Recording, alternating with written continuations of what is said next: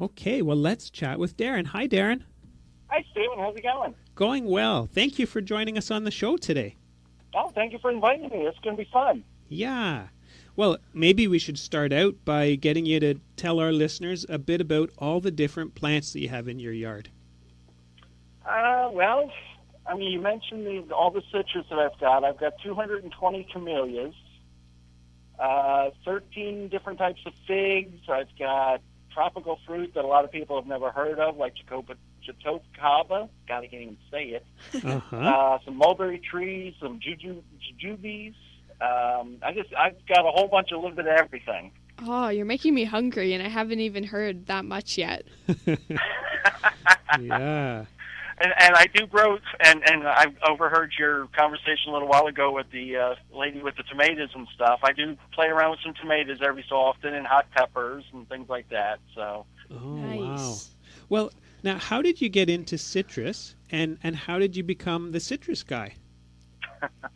It's actually kind of a funny story. The wife and I were at a grocery store one year, right around Christmas time. It was either just before or just after.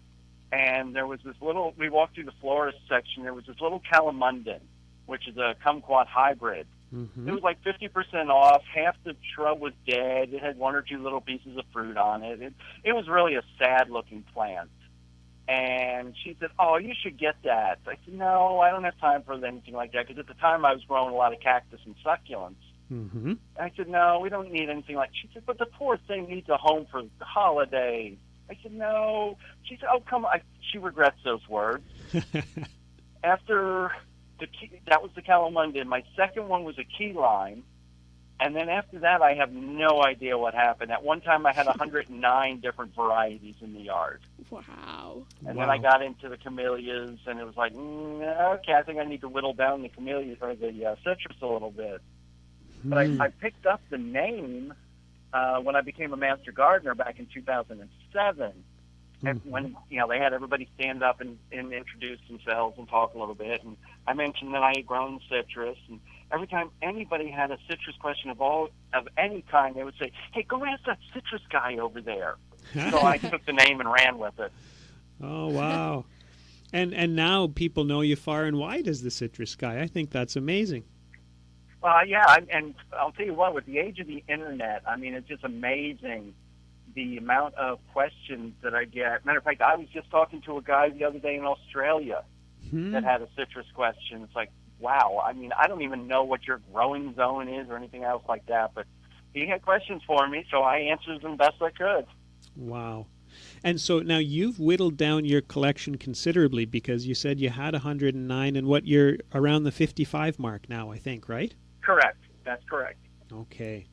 And do you what are some of your favorites? If someone is just thinking about getting into citrus, what do you normally tell them to start out with?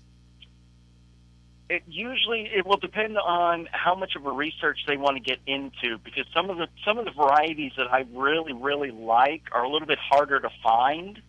Usually what I'll tell people to start with is like the Satsuma tangerine mandarins. Okay. Something like an Owari or a pumpkin or something along those lines. My absolute favorite is called a seedless Kishu, Kishu. And the only place that I know of that you can get one of those, and I'm sure you've probably heard of Logie's in Connecticut. Yes. Oh, yeah. Logie's has some really cool stuff, and they sell the seedless Kishu. If anybody really wants just a top-notch, absolutely drop-dead, gorgeous tangerine that's really good to eat, get that one. Okay. I've never heard of that, and now I think I need to go shopping. Oh, no. Yes, you do. And I'll tell you what, it really lives up to its name. The wife and I have eaten, it's got to be anywhere from 100 or more fruits. Neither one of us have ever found a seed in it. I mean, not even one. Wow. So it lives up to its name of seedless Kishu. And with your citrus, is there a certain size container that you aim to grow them in? How big are the pots and containers you're using? The biggest pots that I use, I'm a manager of a garden center, so I can get all the pots and everything that I've always, I can ever use. I usually keep them in about 15 or 30 gallon pots. Once they start getting bigger than that, it's a little bit harder to move them around if it does get really cold. Like, the winter of 2018 here, the winter that shall not be spoken of, we don't usually have ice and snow and 18 degrees and stuff like that for a week in Charleston, but we did that year. So it's easier to protect them if they're in a 15 or a 30-gallon pot. Okay. And you do that neat thing where you have a tangle of citrus on your lawn and you just blanket them with things. I do.